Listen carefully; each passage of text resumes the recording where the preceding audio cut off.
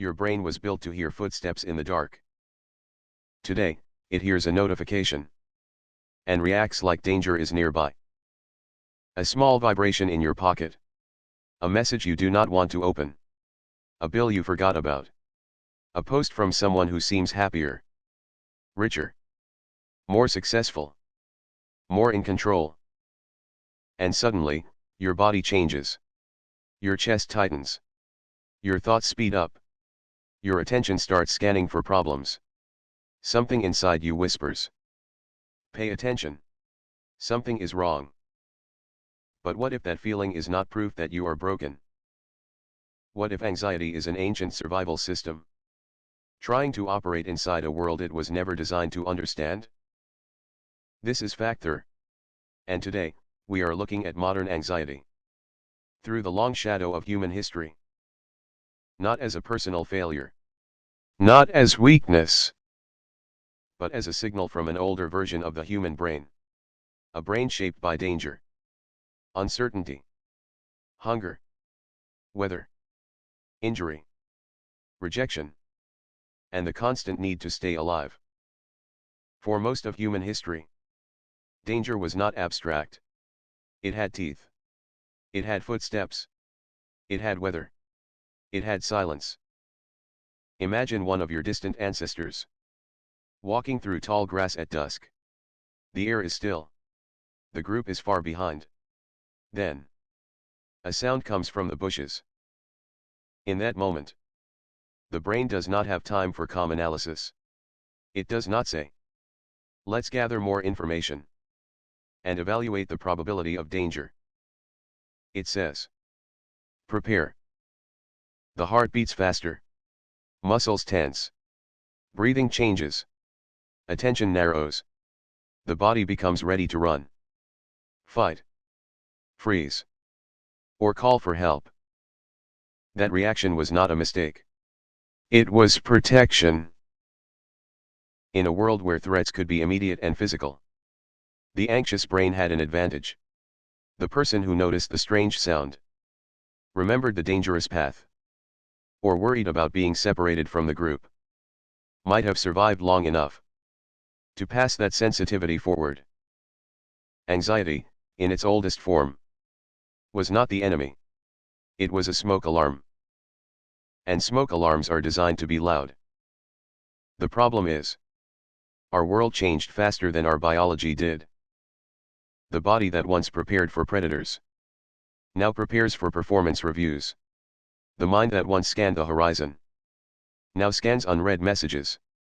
The nervous system that once reacted to danger in the dark now reacts to being left unread. The threat has changed, but the alarm is still the same. In the ancient world, fear usually had a shape. A storm was visible. A wound was real. A stranger approaching the camp could be watched. A shortage of food could be felt in the body. Modern threats are different. They are often invisible. They are delayed. They are social. They are financial. They are digital. They are imagined before they happen. And because they are less clear, they can become harder to escape. You can run from an animal. You can leave a dangerous place. You can seek shelter from a storm. But how do you run from the future? How do you hide from comparison? How do you fight an inbox? How do you convince your body that a number on a screen is not a predator?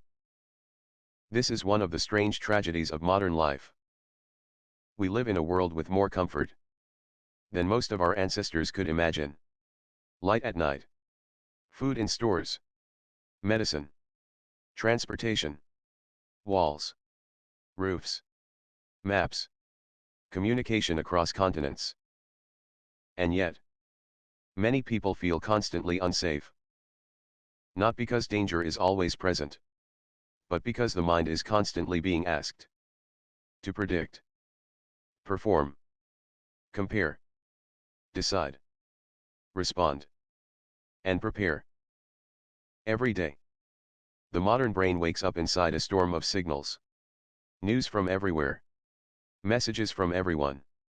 Images of perfect lives. Deadlines. rent, debt, climate fears, career pressure, family expectations, algorithms measuring attention, people performing happiness in public. And the brain tries to process all of it, but it still uses ancient tools. It treats uncertainty like a shadow in the grass. It treats rejection like exile from the tribe. It treats public failure like social danger. It treats tomorrow's problem as if it must be solved right now. Because for most of human history, being rejected by the group was not just emotionally painful. It could be dangerous. The group meant food, warmth, protection, knowledge, survival. So the human brain became deeply sensitive to social signals. A strange look, a change in tone, a loss of status, a feeling of being excluded. Today, those signals have multiplied beyond anything our ancestors knew. A person can now compare their life to thousands of others. Before breakfast, they can watch strangers succeed, travel, marry, buy homes, change bodies, build careers, and appear endlessly confident. And even if the rational mind says, this is curated, the older brain may still hear something else. You are falling behind. You are not safe. You may not belong. This is why anxiety can feel so irrational from the outside, but so convincing from the inside. The brain is not only responding to facts, it is responding to meaning. A notification is not just a sound. It might mean obligation. A silence is not just silence. It might mean rejection. A mistake at work is not just a mistake. It might mean failure, judgment, instability, or shame. The body reacts not only to what is happening, but to what it thinks could happen next. That is the power of anxiety. It turns the future into a place the body tries to survive before it arrives. To be clear, anxiety is complex. It can come from many sources: biology, experience, trauma, stress, environment, health, uncertainty, and the way a person has learned to interpret danger. But when we zoom out through history, one thing becomes easier to see. Anxiety is not random noise. It is often the brain asking an ancient question. Are we safe? The difficulty is, modern life rarely gives a simple answer. There is always another message, another bill, another update, another crisis, another person to compare yourself to, another version of yourself. You feel pressure to become. So the alarm keeps checking, and checking, and checking. Imagine installing an ancient fire alarm in a modern kitchen. It was built for open flames, in a wooden shelter. Now it lives in a room with steam, microwaves, toasters, candles, and hot pans. It still has an important job, but it may ring when the house is not burning. That does not mean the alarm is useless, and it does not mean the house is doomed. It means the system is sensitive. It means context matters. It means we have to understand the alarm before we mistake it for the whole truth. Maybe this is why so many people feel guilty about being anxious. From the outside, modern life can look safe. You are sitting in a room. There is no animal at the door. No storm breaking the roof. No enemy outside the camp. So when anxiety appears, people often turn it against themselves. Why am I like this? Why can't I just relax? Why does everyone else seem fine?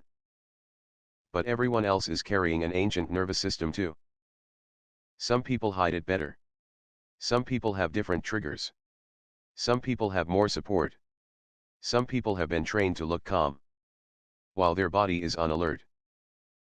The face is modern. The alarm is old. And maybe understanding that does not make anxiety disappear, but it can change the story. Instead of seeing anxiety as proof of weakness, we can see it as a survival system that needs context. A body trying to protect you, a mind trying to predict danger, an ancient mechanism struggling to interpret a world of glowing screens, invisible pressures, and endless comparison. You are not living in the same world your brain was shaped for. Your ancestors worried about the rustle in the grass. You worry about your future, your reputation, your finances, your identity, your place in a world that never stops asking you to prove yourself. Different threats, same alarm. And that may be one of the most important truths about modern anxiety. The problem is not that humans became fragile. The problem is that the human nervous system is being asked to live at a speed, scale, and intensity it did not evolve for. We were built for close communities, physical rhythms, real darkness, direct danger, and long stretches of quiet. Now, we live inside constant signal. The brain keeps listening for footsteps. But sometimes, the footsteps are emails. Sometimes, they are expectations. Sometimes, they are memories. Sometimes, they are imagined futures. So the next time anxiety rises in your chest, it may help to remember. This feeling is old. Older than cities. Older than money. Older than social media. Older than the modern idea of success. It comes from a part of being human that wanted you to survive. It may be loud. It may be uncomfortable. It may need care, support, and understanding. But it is not proof that you are broken. It may be proof that your ancient alarm is still working inside a world that learned how to press every button. And perhaps the real question is not, why am I anxious in a world like this? Perhaps the real question is, how could a human brain live in a world this loud, and not sometimes mistake the noise for danger?